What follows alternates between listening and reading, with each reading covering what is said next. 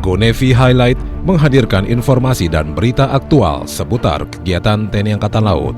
Berikut informasi selengkapnya yang kami hadirkan dalam Go Navy Highlight edisi Senin 20 Desember 2021.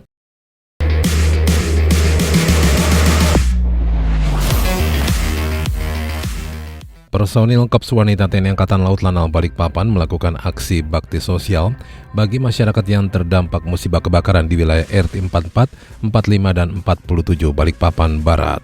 Dalam aksi bakti sosial tersebut, personil Kewalana Balikpapan membagikan 110 paket sembako, serta menghibur anak-anak yang terdampak musibah kebakaran. Kapten Laut Arminia Eka Yanti selaku perwira tertinggi Kewalana Balikpapan menjelaskan, kegiatan ini dilaksanakan dalam rangka menyambut HUT ke-59 Korps Wanita TNI Angkatan Laut. Namun selain itu, kegiatan ini digelar sebagai bentuk wujud kepedulian untuk membantu meringankan beban masyarakat yang terdampak musibah.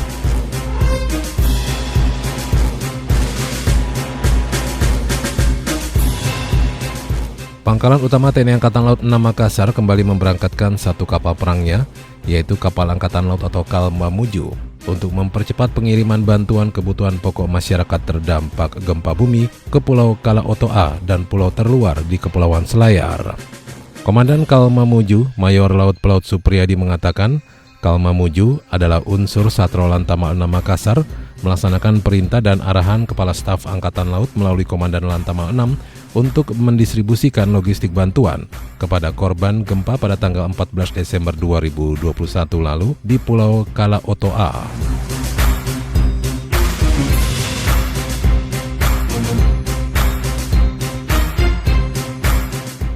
Komandan Lanal Nias Kolonel Laut Pelaut Antonius Hendro Prasetyo memberikan perintah kepada jajarannya untuk melakukan search and rescue, evakuasi korban banjir dan longsor yang terjadi di Kabupaten Nias Selatan.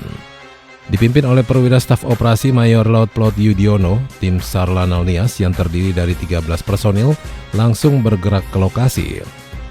Banjir yang terjadi di Desa Ndraso Hilidi Maitano, Kecamatan Maniamolo, dan Desa Siforwasi, Kecamatan Amandraya, Kabupaten Nias Selatan, mengakibatkan akses jalan tergenang sepanjang 1,5 km dengan kedalaman air 75 cm sampai dengan 1 meter dan tak bisa dilewati baik oleh kendaraan bermotor maupun oleh masyarakat pejalan kaki.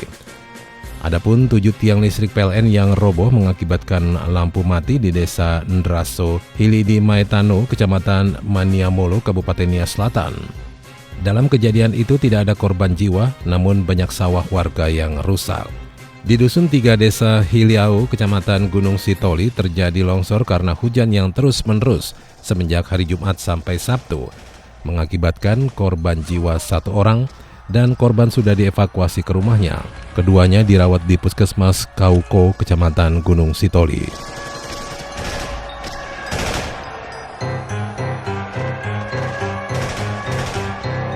Korps Wanita TNI Angkatan Laut Wilayah Jakarta melaksanakan olahraga bersama dengan para perwira tertua wilayah Jakarta di Mes Kowal Kartini, Komplek TNI Angkatan Laut Kodamar, Kelapa Gading, Jakarta Utara. Sesuai dengan moto Kowal, pengabdian adalah kehormatan adalah jiwaku. Kegiatan ini bertujuan untuk memupuk kekompakan antar personil Kowal, khusus yang berada di wilayah Jakarta. Kegiatan diawali dengan jalan sehat memutari Kompleks Kodamar, kemudian senam bersama, dan diakhiri dengan ramatama. Kegiatan tersebut berjalan dengan tetap mematuhi protokol kesehatan. Kegiatan dihadiri oleh perwira tertua Kowal wilayah Jakarta, Kepala Kelompok Staf Ahli Koarmada 1 Laksamana Pertama TNI Tresna Kusumawati, Perwira Koordinator Kowal wilayah Jakarta Kolonel Erna Fauzia, Pabandia Pembina Kowal Spersal Letkol Laut Rinanda Sintasari, Perwira Tertua Kowal wilayah Jakarta serta Komandan Tidur Dalam Kowal wilayah Jakarta.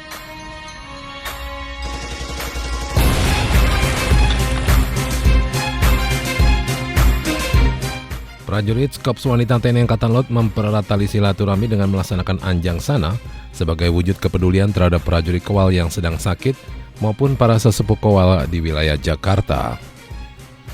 Kegiatan ini merupakan salah satu cara memaknai dalam menyambut peringatan HUT ke-59 Korps Wanita TNI Angkatan Laut yang jatuh pada 5 Januari 2022 mendatang.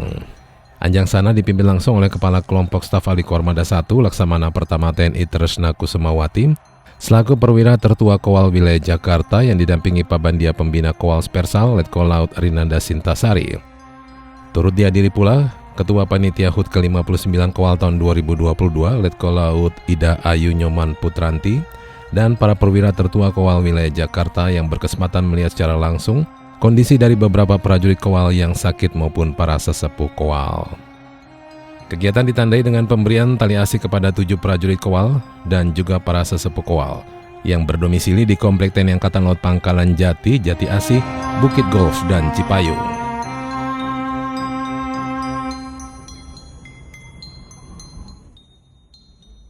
Korps Marinir melalui Batalion Infanteri 11 Pasmar 3 melakukan latihan operasi. Dalam skenario latihan tersebut, wilayah Sorong telah dikuasai separatis bersenjata yang melakukan aksi teror dan kekerasan terhadap warga setempat. Untuk itu, prajurit Korps Marinir TNI Angkatan Laut khususnya Batalion Infanteri 11 Marinir melakukan serangan operasi penumpasan gerakan separatis tersebut. Pelaksanaan latihan ini disaksikan langsung oleh Komandan Korps Marinir Mayor Jenderal TNI Marinir Suwartono dan Komandan Pasmar 3 Brigjen TNI Marinir Rudi Sulistianto. Sedangkan materi latihan meliputi patroli tempur, sniper, penyeberangan sungai, pertempuran jarak dekat, dan juga serangan perkubuan. Operasi latihan diawali dengan penyusupan ke daerah musuh dengan penembakan sniper oleh prajurit pasukan khusus dari Batalion Intai Amfibi 3 Marinir guna melumpuhkan pos tinjau musuh. Setelah mendapatkan informasi dari Yontai Viv bahwa pos tinjau musuh berhasil dilumpuhkan, pasukan infanteri melaksanakan patroli tempur dengan menyeberangi sungai yang dilanjutkan menyerang. Dan akhirnya prajurit marinir berhasil mengamankan dan merebut kembali seluruh medan yang telah dikuasai oleh musuh. Ditandai dengan berkibarnya bendera Sang Merah Putih.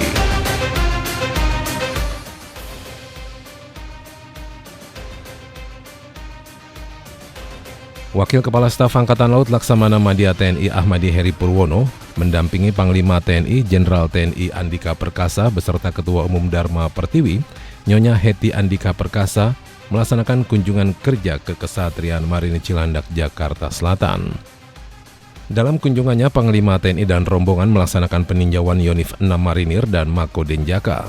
Sedangkan Ketua Umum Dharma Pertiwi beserta rombongan menuju ke Urban Farm Brigif 1 Marinir, meninjau UMKM Jalasena Sri Korps Marinir, dan tidak hanya itu, Panglima TNI beserta rombongan juga melihat pameran alutsista yang dimiliki oleh Korps Marinir.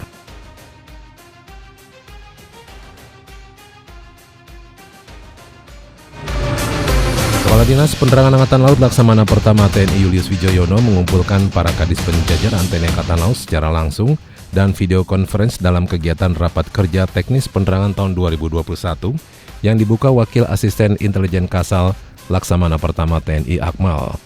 Mewakili Asisten Intelijen Kasal Laksamana Muda TNI Angkasa Dipua di Studio Nusantara Segara 2 di Spenal Mabesal Cilangkap, Jakarta Timur.